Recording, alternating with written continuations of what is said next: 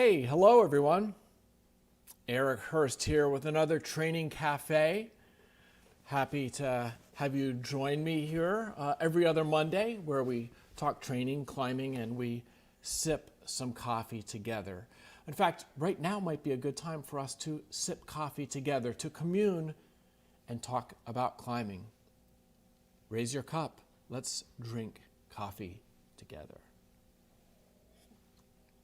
Got my Café craft mug here from Nuremberg, Germany, one of my favorite bouldering gyms. And okay, let's move on here. It's January 24th. It's cold and snowy outside here in Pennsylvania, and perhaps where you're at as well. I did get a brief trip out to the desert a couple weeks ago to Las Vegas to do some climbing around the Red Rocks area.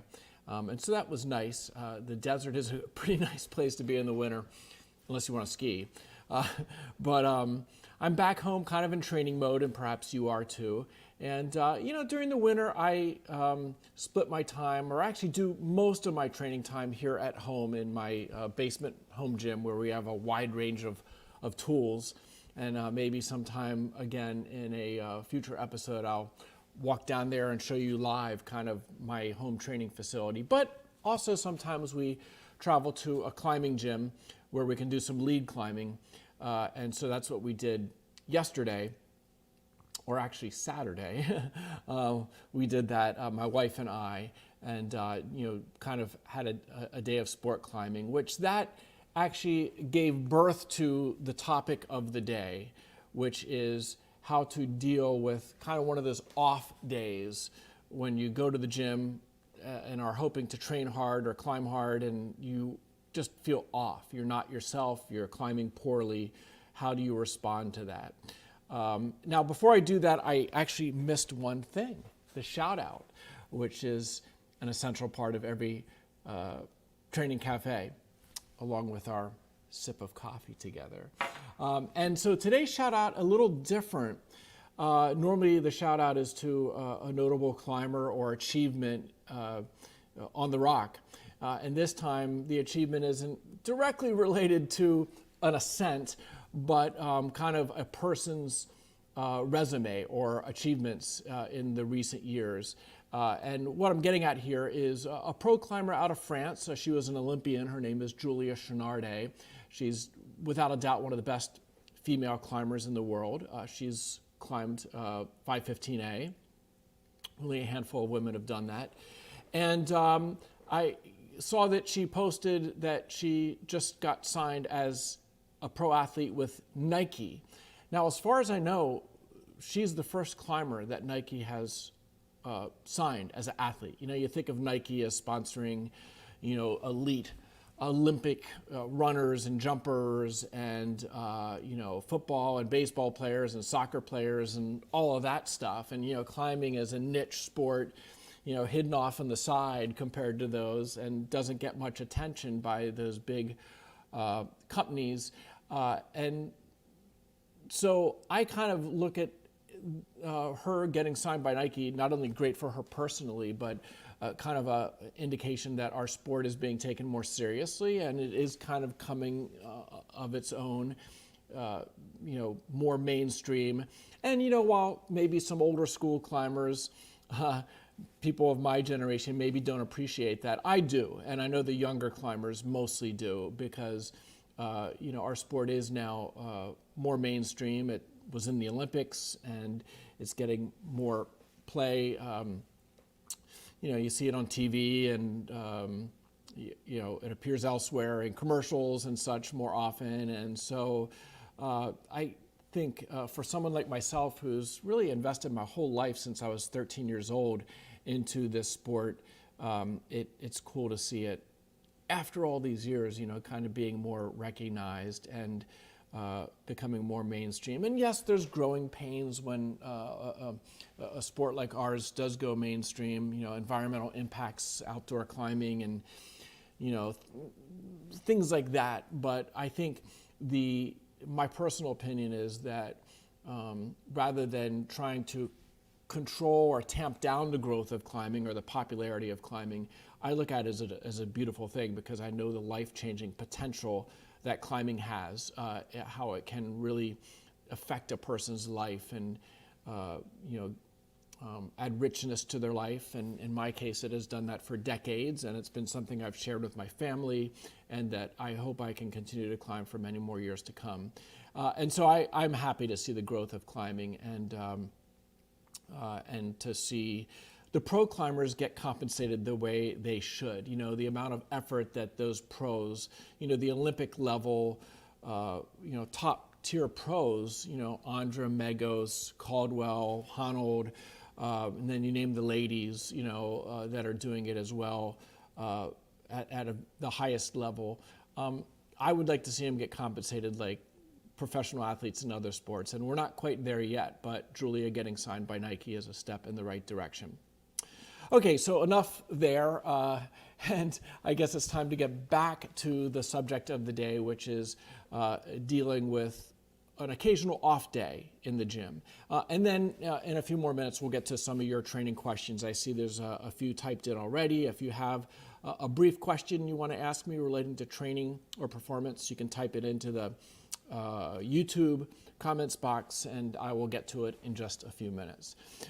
So in any case, myself, I was looking forward to Saturday getting to the climbing gym with my wife, and we go to most of the time to a gym called Reach in Philadelphia. It's a newer gym. It's got lots of big, steep, overhanging sport climbs, 50 to 60 feet in length, I guess. And so it's a good workout for someone like myself. My climbing preference is sport climbing. And although I do bouldering and a wide range of things to help prepare me for sport climbing, during the winter months, I can't climb outdoors because it's so cold and rainy and snowy here where I live, that going to a climbing gym is the only way to really climb with a rope on. And so we try to get down there a couple times a month and, do some route climbing and kind of treat it like an afternoon at the crags. But on Saturday, I got to the gym, and during my warm-up, I go through pretty much the same warm-up routine every time I train, whether it's at home or whether it's at Reach. I quickly identified I was off. I wasn't feeling well. Kind of that auto-regulation process that I talked about, where I try to do the same warm-up procedure and kind of have these different benchmarks that I can gauge how I feel on the fingerboard, how I feel doing weighted pull-ups, how I feel doing some warm-up bouldering. And after a 30 or 40-minute progressive warm-up, hopefully I find that I'm 100% and feeling great and ready to train hard and climb my best. But that was not the case on Saturday. I was off. It wasn't clear why, because I had a rest day on Friday and my workout on Thursday was on the light side. So normally I would have been 100%. Maybe I have a little bit of a bug in me. I think in terms of COVID, I think Omicron, that mild variant, I think it went through our house back in December. So I'd like to think if I did have it, it's long gone. As far as I know, I'm healthy. I have no symptoms. So perhaps it's an after effect from that, but I don't think so. So it's one of those things that I'm not sure why I was off, because I have been eating right and sleeping well, and but for whatever reason, I was off, and I was kind of bummed because I was psyched to do some hard red pointing in the gym, but it was clear I was struggling like on getting on the steep warm-up wall. I typically climb like a 510 and then a couple of 511s and then a 512A, and then I kind of depending how I'm feeling, will push up from there. And just doing the overhanging 11s felt hard to me. Like I had to really work on them. And so it was kind of upsetting, because I get to the big gym and I drive more than an hour to get there. I wanted to climb well, but I was off. So kind of, and I'm sure you've had similar situations. I think everybody does. Every athlete, recreational or professional, has off days. And so I really see, 3 ways to deal with things in those situations. And, I guess the first would be just to kind of identify that you're off and say, I'm just going to pack it in and shut it down for the day and go home. And I don't think that is the best thing unless you conclude that you are sick, that you're ill, maybe if you sensed you had a fever or, you were feeling so ill or so off that you just, couldn't be productive at all. Then maybe I would pack it in and just take the day off. But I think in most cases, you're off for some other reason. It could be psychological. You had a tough day at work, or there's other stressors that are weighing down on you, or maybe you're dehydrated, or maybe you didn't eat right in the previous 24 hours or sleep right. I mean, there's a lot of reasons you could feel off. So another option would be kind of the other end of the spectrum, would be just to say, okay, I'm off, but I'm going to forge ahead. I'm going to do the workout I planned. If I plan to do a hard bouldering, max strength kind of day, I'm going to proceed with that. Or if I, in my case, was planning to do a hard red pointing day, I'm going to proceed with that, even though I'm going to perform poorly. I wouldn't recommend that either. I wouldn't recommend that second approach because, first of all, it's not fun if you try to go in and do your max strength workout, your limit bouldering workout, or your hard red point workout, and you're off. Well, you're going to be not performing well. You're going to be not able to boulder up to your abilities. You're not going to be red pointing up to your limit. I think psychologically it wouldn't be the best thing to do that. I think it would just bum you out more. And, since you're not feeling well, you're off for a reason. If it is a physiological reason, well, then doing such a hard workout just kind of digs a deeper hole to recover from, to snap out of,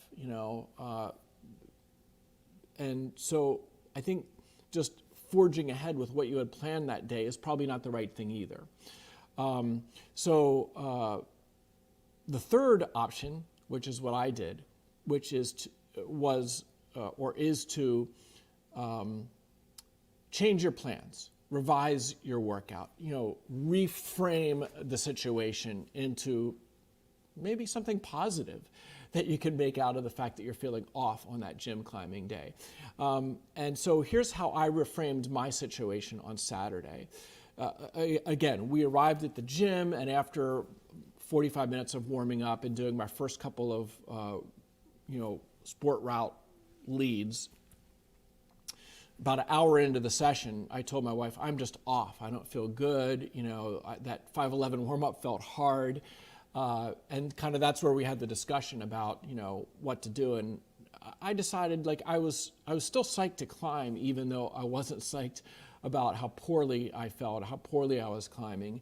And so the way I reframed things was, okay, I'm going to dial things back. I'm going to climb sub-maximally. I'm not going to get on any routes that are harder than maybe 12A or 12B, which would typically be my on-site level, but it wasn't really the case this week because I was feeling off. So I would climb mostly routes below 12A and B on down. And I would treat them as kind of training routes for efficient movement. Knowing I was off, I was going to go up on these sub-maximal routes and just be climbing for technique training and strategy. And specifically, since I was kind of fatigued, or I wasn't tired, starting off the session, but I wasn't strong. I was feeling off and kind of, I guess, tired in a weak way. And so I went up to each route and treated it like, how could I move most efficiently or attack each route, whether it was a 511A or a 512A I was getting on. I would kind of look at it, chunk it down, identify, where there were bigger holds that I could pause and shake out and rest, and then where there were sections that were going to be more sustained and smaller holds that I'd have to move through quickly. And so I ended up doing 7 climbs, and each of them, and I did fall or take on a couple of them, but each of them I kind of went up with the goal of just kind of making it a good training run rather than it had to be a red point ascent. And so if I did have to take or if I did fall, I wasn't going to be upset about it, despite the fact these are routes that I would typically not have to take or fall on because of the grades, being mainly 12A to 11A. But I went up on the routes kind of as a practice routine and would climb briskly through harder climbing and then get to a good hold, and I would shake out and recover. And then I would kind of move briskly again through the next crux section, the next set of thin moves, thinking about how can I conserve energy? I know I'm not feeling well. How can I move more efficiently? When you go up on routes with strength to spare, like when you are feeling good and you're fresh, you can oftentimes, pull yourself through cruxes in not the most efficient way. Because you have strength to spare, you can, kind of cheat the sequence, and maybe not do it how the setter designed, or certainly, not do it the most efficient way. And that's one problem with being so strong. Really strong climbers can kind of cheat sequences by trying to overpower them. And maybe their feet are scraping and their body's not in the most efficient position, and they get through the move and they send the route or they send the boulder, but they did it with less than perfect technique, or perhaps poor technique if they kind of thrashed through it. And so on a day when you're feeling off and you don't have the strength to spare, it kind of forces you to treat it like a day you're climbing out at the crag or the boulders where you're tired, like late in the day, where you really need to be efficient if you're going to have a chance to send your project. And so I just had to treat every climb, even the warm-ups, that way on Saturday to have my best shot at climbing them bottom to top without falling. And in so doing, it was kind of ended up being a fun day, even though I was disappointed overall with how I was climbing. I felt like it wasn't a waste, and I felt like I got some benefit out of it in terms of technique training, and kind of practice climbing tired. That's a valuable skill for a climber, is knowing how to climb efficiently when you're tired, rather than some climbers get sloppy and get even more efficient or even more inefficient as they fatigue climbing. And so that is how I reframed things and ended up having a pretty good workout. We cut it a little shorter. Typically, I would have liked to climb 10 or 12 routes on the steep sport wall. I only did 7, but it was still a decent session. So hopefully that gives you some insight, and you can reflect or think back to this training cafe if and when you next arrive at the gym fatigued. I would recommend, in most cases, you not throw in the towel and not train because you feel off. And I also wouldn't recommend that you forge ahead with your planned workout if you feel off, but instead adjust your game plan, reframe the workout, find a way that you can, still have some fun and train in a way that can help you become a better climber. And, being able to climb effectively and efficiently on off days is a very useful skill, no doubt about it. Okay, so let's get on to some of your training questions.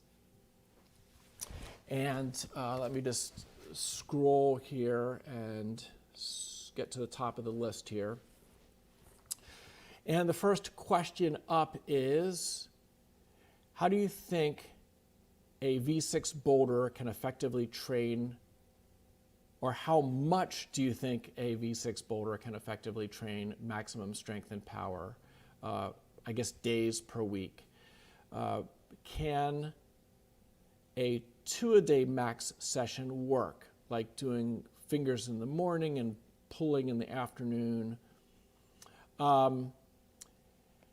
Yeah, I mean, you proposed there a 2-a-day kind of training schedule, which is something I'm a big fan of, and I coach with my more higher level, advanced and elite level climbers.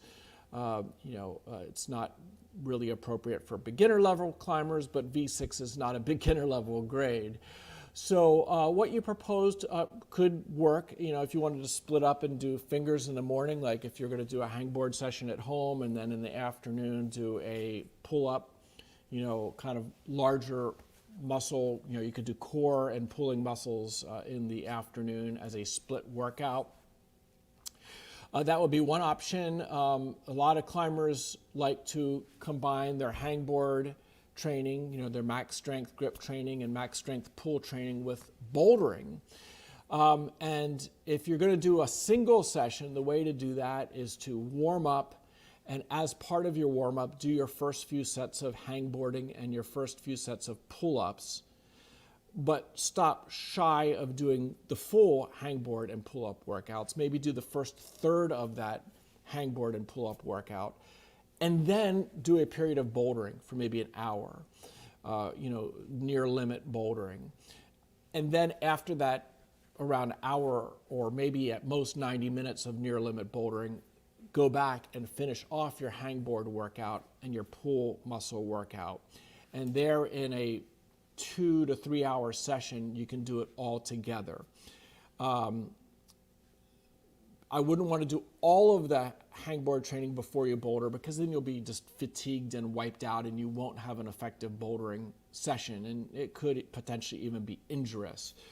So that's why I like doing that first third of the hangboard and pull-up workout as kind of a warm-up, then do your limit bouldering for an hour, hour and a half, and then circle back and do your hangboard and the latter portion of your hangboard and pull-up workout after you've bouldered. And the bouldering session obviously can't be exhaustive, because if it's exhaustive, you'll have nothing left in the tank to finish up on, when you go back to your hangboarding and pull-up training. I guess a final way to deal with it would be to do the hangboarding and pull-up workout in the morning and then the bouldering workout in the evening. You'd want to make sure you have a good 8 hours and a meal between those workouts to have as much separation as possible. Again, that is more of an advanced and elite, strategy, the whole 2-a-day training protocol. Next question, how long do you think a training cycle should last? He says, I try to work on routes during the weekends, outdoors, and then train indoors during the week. Yeah, and that's pretty much my schedule, during the spring, summer, and fall season. If I'm in my home area, I train in my home gym during the week, usually on Tuesdays and Wednesdays, maybe something minor, brief, light on Thursdays, rest Friday, outdoor climb Saturday and Sunday if I'm going to travel, to a crag like the New River Gorge or the Red River Gorge for the weekend. Rest Monday, and then back to home training Tuesday, Wednesday again. And I do something like that. Now, I wouldn't really call that a true training cycle, because it's, if you're climbing outdoors on the weekends, you're kind of in performance climbing mode. That's an in-season kind of program. And so I don't really think about training cycles. This is more of the daily undulating periodization type training strategy I've talked about before, where, the Tuesday workout at home or in the gym would be like kind of a strength power workout, some bouldering. Then the Wednesday would be endurance oriented, power endurance, bouldering 4x4s, maybe some route climbing. And then the weekends, you're outside, route climbing or bouldering, or maybe you're doing one day of each if you're climbing outside on Saturdays and Sundays. And so that's a performance program where, your weekday training, you're trying to keep your energy systems all of them, all three of them, up to snuff. But it's not really a way that you're going to make big gains in strength and power. Like during an off-season winter training program where you have, say, 10 weeks, that you can dedicate to training, and you're not worried about performance climbing. And in that context, I think an 8 or 10 week training cycle is a good way to go, where you can really be focused. Hopefully, have a good game plan for that 8 or 10 week period that you can train. And then, transition when that training cycle is done to outdoor climbing, or maybe do another training cycle if you're somewhere that you have a long winter break from outdoor climbing. So again, I kind of think of off-season training, which is more training focused, and then in-season training, which is about helping you stay prepared to climb your best on hopefully the frequent days that you're climbing outside. Next question from Marco. How would you prepare for sending long, steep routes, Kalimnos style, both on-site, red point max on the medium term, say peaking 9 months from now? And I've not climbed in Kalimnos, but it sounds like the photos, it looks like the steep endurance climbing, like the Red River Gorge, which is one of my favorite areas. And if you're looking to a trip there 9 months down the road, well, then you have a long horizon. And, those steep routes are very aerobic in nature. The majority of your ATP for the function of your climbing muscles is coming through the aerobic pathway when you're climbing those long, steep routes. Now, there are periods you go anaerobic, no doubt about it. When you're doing harder moves, you can go completely anaerobic. But then you get to a rest with a knee bar or a good shakeout, and that's fully aerobic. So, you're kind of going back and forth between the two energy systems. And a lot of the time, they're both contributing together. That's very common in, steep, pumpy route climbing. But in any case, whether you have 2 months to train or 9 months to train, you should always be thinking about strengthening the aerobic energy system, because that is what carries the day on those long routes.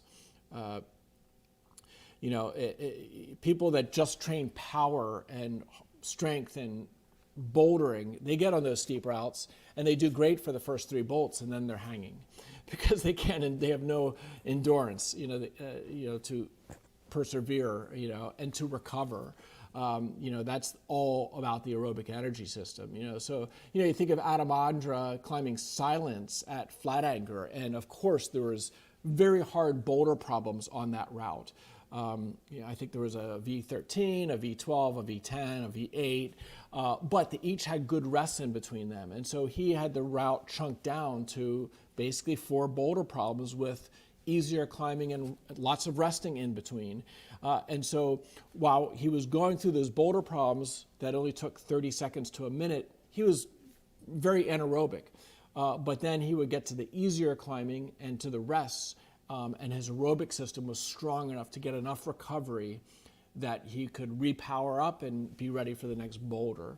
And so in any case, getting back to your question, as part of your base throughout the next 9 months, and if you're a route climber like myself, really all year long, you should be being sure you get in 2 good sessions a week at the minimum, where you're climbing a lot of volume. You're climbing, if you're in a gym, like I was over the weekend, trying to get a total of 30 to 40 or 45 minutes of climbing time.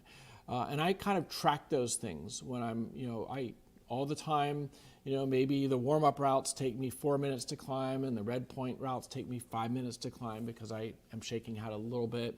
And so I'm kind of in my head adding up those minutes of climbing, and the goal being 30, 40, 50 minutes total of climbing time. Yes, it's very submaximal climbing time, but that is important for really having for training up the mitochondria. They are ultimately what the aerobic energy system depends on to crank out ATP, and those little factories, those mitochondria are factories for ATP, and so doing those types of sessions, just like a runner going out for a couple of longer runs per week is important. You might call it base training. Now, on top of that, you want to do a session or two of power endurance. And so that should be a more interval training type workout, like a bouldering 4x4 approach, where you're kind of 30 seconds on the wall, 30 seconds off the wall, and do that 4 to 6 times in a row, back to back. And that'll get you quite out of breath, and it will start to get you pumped, but it's also very aerobic, and it engages the aerobic energy system for recovery. So doing those type of bouldering intervals is a great way to train up a higher power endurance. And I would still be doing at minimum 1 bouldering session and like max strength session per week, because you always want to be keeping your peak strength and peak power up. Even if your goals are only route climbing, that's an important ceiling to keep established. If you don't do that, at least 1 max strength hangboard session per week or 1 hard bouldering session per week, that ceiling of your max strength and power will slowly come down. And while you wouldn't think that that's the most important thing for a route climber, keeping that ceiling up is important, because it really establishes where you can build, how high you can build your power endurance. That peak power that you can hold for a minute, let's say on a crux section, is somewhat a function of where that ceiling is established. And so you need to be doing training all 3 energy systems throughout the week, and do that long term. And as fatigue accumulates, maybe once every couple of months you take a deload, 3 to 5 to 7 day, where you cut back on all of your training and let your body catch up. But people that are into route climbing really have to ultimately put more time in at the gym than people that are just bouldering specialists, because you do need to do those base training sessions that involve a lot of climbing time, sub-maximal climbing time on the wall. Okay, next question. What is your take on training multiple fingerboard grips all at once in a session? Yeah, so that's a common question, and of course, we have all these different grips. You have the, closed crimp with a thumb, which is something you need to use sometimes in outdoor climbing, but you don't want to train. You want to train half crimp. You want to train open hand or 3-finger drag. Those are the basic grips, that half crimp and, open crimp, which is kind of a hybrid of open hand and half crimp, and then, the drag grips. And so for somebody new to hangboard training, I think they should do most of their training in that half crimp and kind of that, more open hand grip. And that'll train the flexor digitorum superficialis and the flexor digitorum profundus. That's the deep flexor that you really call on to crimp. You can train them both with just training those 2 grips. Now, as you become more advanced and climb routes that might have 2-finger pockets and 1-finger pockets, then it's important that you do a little bit of training for those grips as well, because though grabbing a 2-finger pocket open hand is an open hand grip, or if you crimp that 2-finger pocket, it is a crimp grip. It's still different, in terms of grabbing with 2 instead of 4 fingers. And so I think more advanced climbers who are doing a more lengthy hangboard session need to invest a couple of sets into each of those grips, especially during repeater type workouts, where you can, with each hang be kind of changing grip positions. And repeaters are more of a strength endurance protocol, not a max strength protocol. But during the strength endurance protocols, when you're doing lots of sets of repeaters, it gives you the opportunity to really mix it up, and you can use a half crimp grip with one hand and a mono grip with the other hand, and then your next hang, go to the mono on one hand and the half crimp on the other, and you can just, hit a lot of grips kind of rapid fire when you're doing repeater workouts. And then pinch grip, I prefer and strongly recommend people do some pinch grip training, but do it standing up with pinch blocks at your side.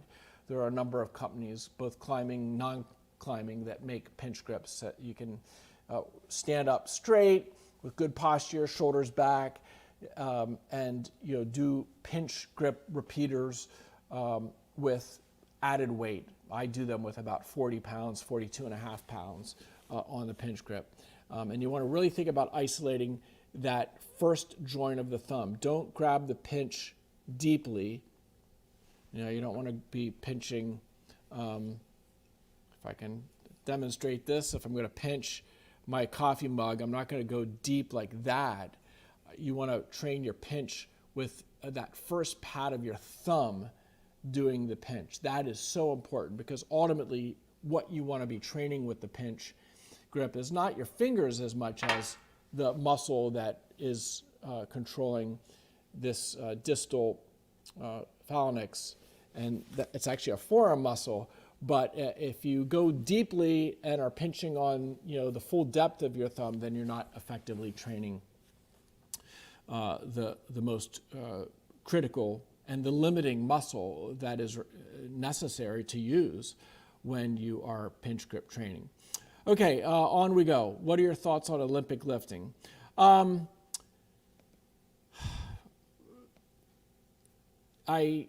think it's I have an Olympic lifting platform in my basement, and so we being me and my sons, do a little bit of lifting with free weights.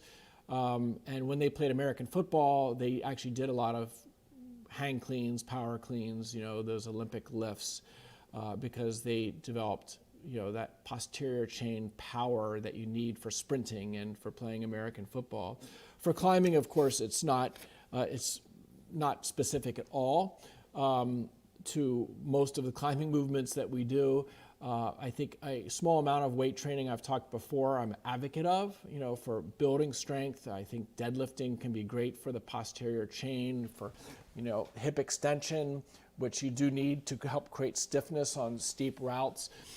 But true Olympic lifts are very technical lifts that they're hard to teach yourself and coach yourself and do them with good technique. There's some injury risk that goes with them. And while, they can really make you feel like a badass if you get good at them and perfect them, I don't think they're a game-changing exercise for climbers. Again, to integrate a little bit of free weight training, an amount that can add strength and power without putting on body weight, I think is a good thing. If you're doing any type of weightlifting that increases body weight, then I think it's a bad thing, because ultimately, if you're into steep bouldering and sport climbing, this is a strength to weight ratio sport, a power to weight ratio sport. And so the denominator, weight, is a factor. And so your goal is to get as strong as you can get while keeping your body weight fairly optimal. If you look at climbers like Alex Megos or Julia Chounardie or Brooke Rabatou, or name pretty much any pro-level climber, they are super strong and powerful, and they do it at a modest body weight. Not sickly skinny. That's not helpful. That could be injurious and is not healthy. But to find your optimal healthy body weight and then get as strong as you can get at that body weight is the goal. Again, if you get on some crazy CrossFit program or lifting program and you put on 10 or 20 pounds or 10 kilos, very, very counterproductive.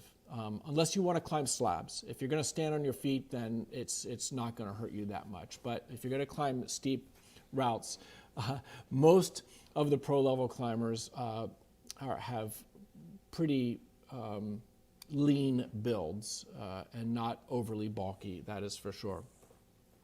So dabble in the weight training and the Olympic lifting, but it's not a game changer. It's not something you want to be investing a lot of time in. If you are, then you're not training appropriately for climbing, or not the most optimal way for you.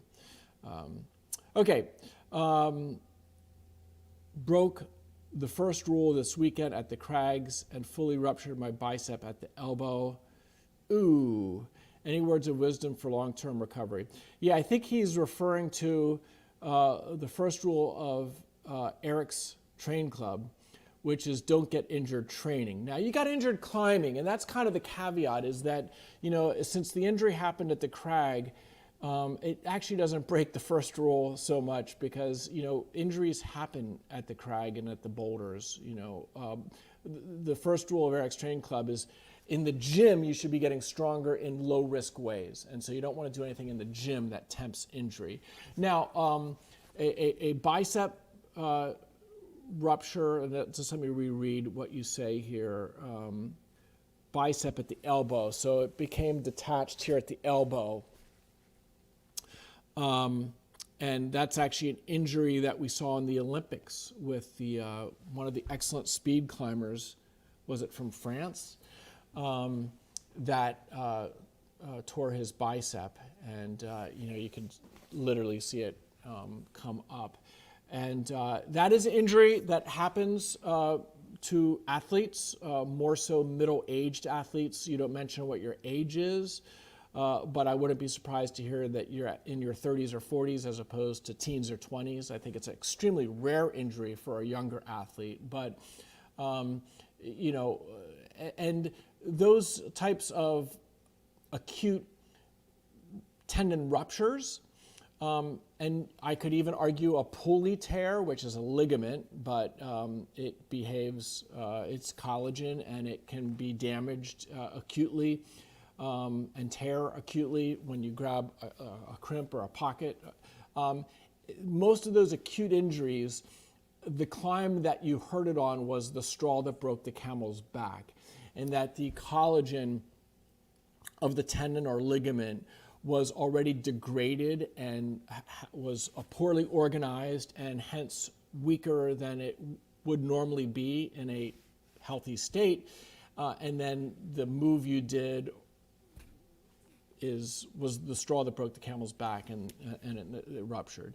And so a lot of times, I think in most cases, these things have had months or perhaps years leading up to them, and it was just a matter of the day that, you know, it was going to go. Now that injury really requires surgery to reattach, and you know, the surgeons are very good at these procedures with the elbows and the shoulders. That I think a full recovery is quite possible and hopefully likely, but it's going to be a long haul injury to work through, and could be a year or more till you're fully back. So you know, I guess the long-term wisdom for you is to, you know, see the right doctor, hopefully get a surgeon who can do a good repair. You know, there's two different bicep tendons, and depending which one it was, they might make a case that it doesn't need repaired and that you can live without it. But you know, again, if you're a younger athlete, absolutely it should be repaired, in my opinion. And you know, and then you begin a period of rehab, and hopefully you're back in the game at 6 or 9 months, and, you know, back to full force at 12 months, I would hope. Okay. Next question. I'm 3 weeks out from a climbing trip to Spain. Wow, lucky you. Want to train strength endurance the coming 2 weeks, then take a deload week, but I really feel a bit overtrained. Do I rest or continue? Well, first of all, I like what you're saying there. You know, it sounds like you listen to my material frequently, because that's exactly what I would prescribe through 3 weeks out. Would be 2 weeks of strength endurance, power endurance, you know, very lactic, pumpy training. to get you those soft adaptations that you need heading into a trip, and then kind of that deload week of a taper leading into the trip. So that sounds great. Now, if you are feeling a bit overtrained, then maybe you should heed your feelings. And the last thing you want to do is succumb to an injury, in the days leading up to your trip. And so, you need to think prudently. Maybe what if you did a 3-day deload right now, kind of 3 days where you do nothing rigorous, maybe do nothing climbing specific for the next 3 days. Maybe you just go out for some walks and runs and do maybe a little bit of core training, but nothing rigorous. Sleep and eat right. And that might be enough to catch you up that you could then get back in and do a week and a half of that lactic system training, and then your deload week. That's kind of what I would recommend. It's important to listen to your body. And, I'm one of my favorite sayings is that, when it comes to training for climbing, you can't cram. There's nothing you're going to do that last week or two heading into competition or heading into a trip. There's nothing you can cram in that's going to be game changing and get you to the next level or get you to win the competition. What is going to get you to hopefully climb your best and maybe win a competition or send a hard project is to get a good taper that last week or so. And so you really want to plan your workouts, both intensity and the overall volume of the training in those final few weeks. And climbers with a lot of experience doing this can really hit it perfectly. If you're relatively new to climbing, only a few years under your belt, well then it's tough to hit it perfectly. And you're still in that learning process where you have to have kind of those preparatory transition periods, taper periods, go to the trip, see how it goes. And then next time you are a little more wise to how to do things. And, over the course of many trips over a number of seasons, you'll really get it down like some of the pros do. And they can arrive, at a crag and climb their very best from the get-go, from day one. Okay, we're 48 minutes into this, so let's just get through these last few questions. Ooh, there's more than a few there, so I'm going to try to go quickly here. So I'm not, I want to try to avoid going over an hour on these training cafes if I can. Okay, next up, Sergio. I have a question. If possible, sometimes I have just half an hour to dedicate to training. I am pretty weak on pull-ups. So I invest this exercise routine, but do not know if it is correct. 4 pull-ups, takes 14 seconds to do them, plus 20 seconds recovery, then does a 10-second hang on, I assume that's not 2 millimeter, but maybe 20 millimeter. Then a 20-second recovery and do this loop 25 times. So it's 26 minutes of exercise, 100 pull-ups. Yeah, I mean, that's kind of an interesting little circuit there where you cycle through several climbing-specific exercises, your hangs and your pull-ups, and you have these brief rest periods. And so that's a classic strength endurance, power endurance protocol. That's not going to elevate your strength and power to a higher, absolute level, but it's going to build power endurance and capacity at kind of mid-power levels, which would be especially helpful if your outdoor climbing goals are route climbing. And so for 30 minutes, that's a pretty good program. Being sure that the first 5 or 10 minutes of it is kind of a warm-up on bigger holds. And then, as you get warmed up, you can maybe do some hangs on some smaller holds that aren't 2 millimeters. That's for sure. So yeah, that sounds okay, as a kind of a brief little workout. Okay, next up, what exercises or therapies do you recommend for relief from golfer's elbow?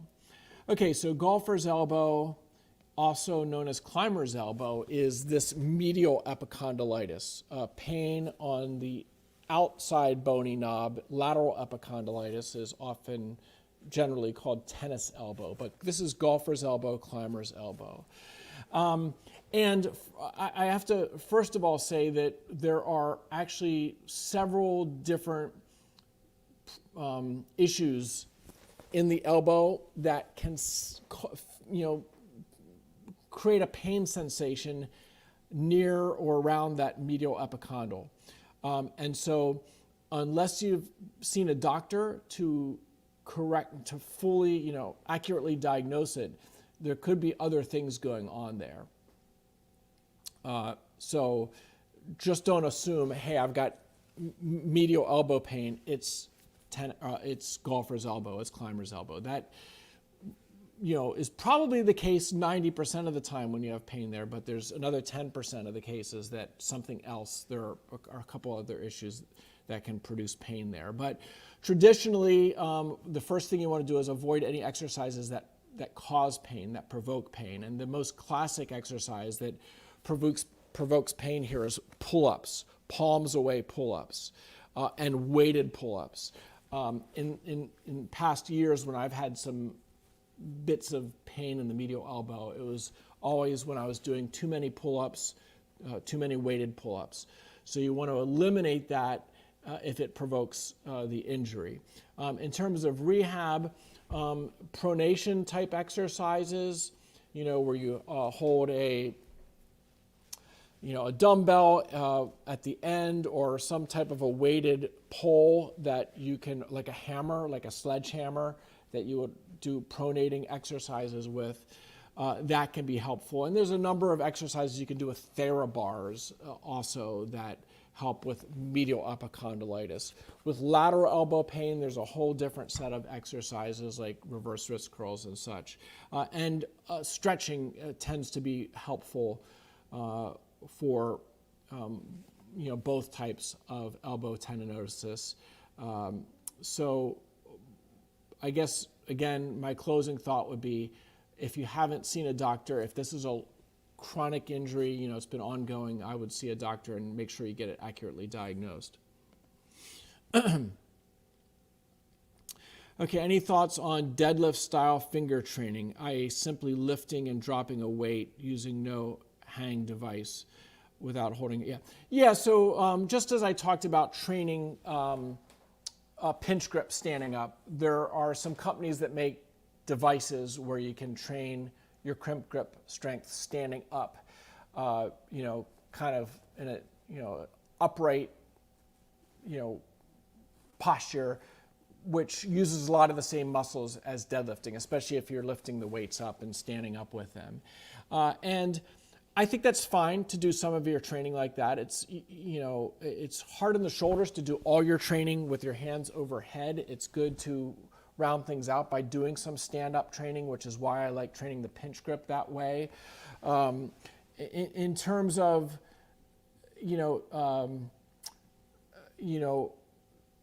the bulk of your training, I would still, with grip training, like to see you do the bulk of your training on a hangboard, and maybe even do some occasional pulls on the hangboard, though not a lot. A few could be a nice thing to mix up, and to mix things up with some stand-up grip training with your hands at your side, I think would be helpful. But to do all of your grip strength training at your side, while you can make some cases for maybe it's a bit more safe, for instance on your elbows to do that, it also, you spend a lot of time potentially with your body unevenly loaded, and it's just not climbing specific. And so to do a high volume of training in a non-climbing specific way, I think is debatable whether it's the best way to train.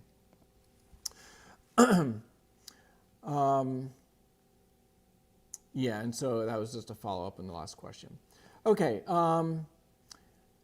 Alicia is a youth coach for 8 to 12-year-old competitive USA climbing athletes. What would you recommend for training their technique skills and competition climbing skills? Yeah, that's a great question. And of course, at that age, at 8 to 12, they shouldn't be doing any heavy-duty training. Doing some body weight exercises, that's great, that's fine. The 12-year-olds can definitely start to be introduced to a bit of weight training, certain weight training exercises with a proper supervision and technique training.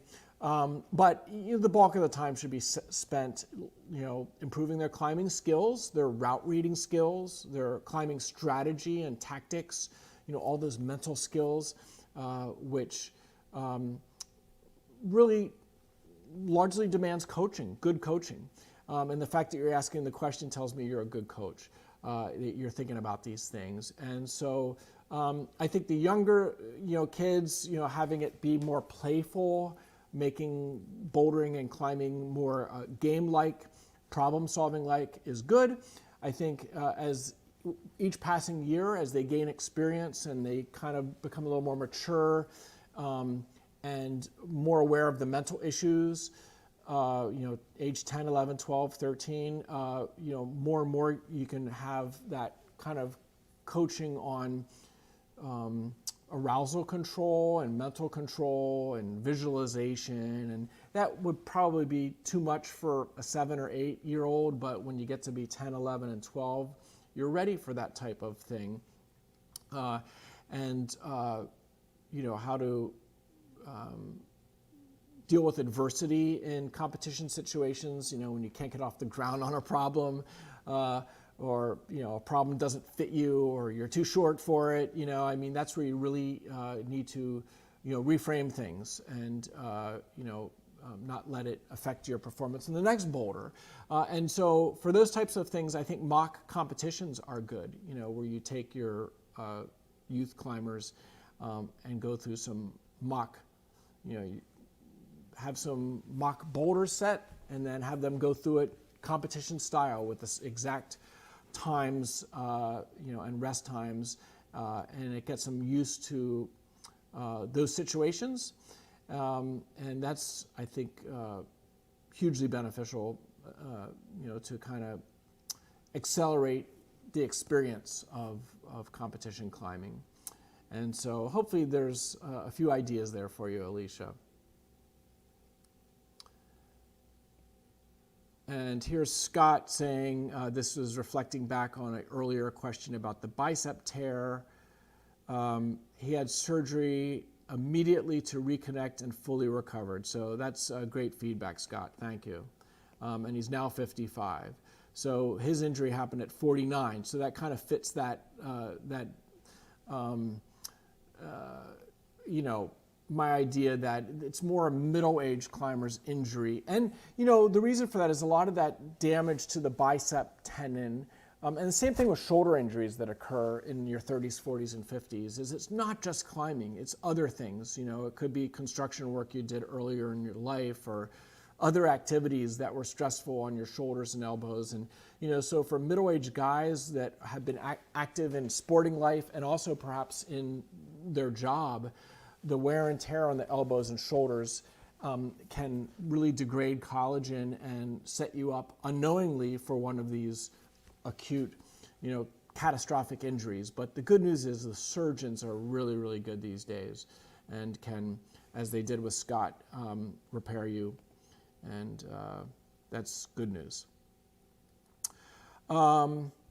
Jacob says, contacted you via Instagram but didn't get an answer. Oh, I'm sorry about that. I don't spend a huge amount of time on social media, and I do get a lot of emails and messages, and my practice is to respond to them all within a few days or a week, but I'm sorry if you fell through the cracks. Want to buy training for climbing in German? There is no German edition. There have been quite a few translations done, French and recently Russian, and I think French, Italian, Spanish, Polish, Portuguese, Farsi. There's an Iranian translation. Unfortunately, not German. And I guess the reason why is, at least most younger Germans speak enough English that the English book would suffice. Though I think it would be cool to have a German translation of Training for Climbing, but I'm not sure any publisher would want to invest the money if they feel that most climbers could get by with the English edition. And so, sorry I can't help you out with that. But that's kind of just the way things are. And I guess that about does it. I've reached the end of the list here, at least in the YouTube comments area. I have succeeded in answering all the questions that have been typed in over the last hour or so. And it's 1 o'clock now here in the eastern United States, so I guess it's time for me to wrap things up and sign off. Hey, one more thing. For European climbers, I know there's some watching here. My company, PhysiVantage, the products are now available, at least some of them, in Europe. So you can get products like our Crush Supplement pre-workout, the Endurex, which is for especially route climbers to increase power, endurance, and recovery. Our Supercharged Collagen, which is for connective tissue health, to help you support your tendons and ligaments throughout your body. And you can now purchase them from the Epic TV shop and Banana Fingers shop. So those are UK-based companies, but they'll ship throughout Europe. In fact, I believe they will ship PhysiVantage to anywhere in Europe for free if you buy at least 70 euros worth of products. So that would be like 2 bags of collagen, and you could have it shipped to your country for free. So visit the Epic TV shop. For folks in North America, of course, you can purchase all the PhysiVantage products from PhysiVantage.com. And we have some new products coming this spring that I'll tell you about in future episodes. Okay, well, that does it for this Training Cafe. I hope you enjoyed it. Thanks so much for tuning in. I'll see you in 2 weeks. Until then, climb strong.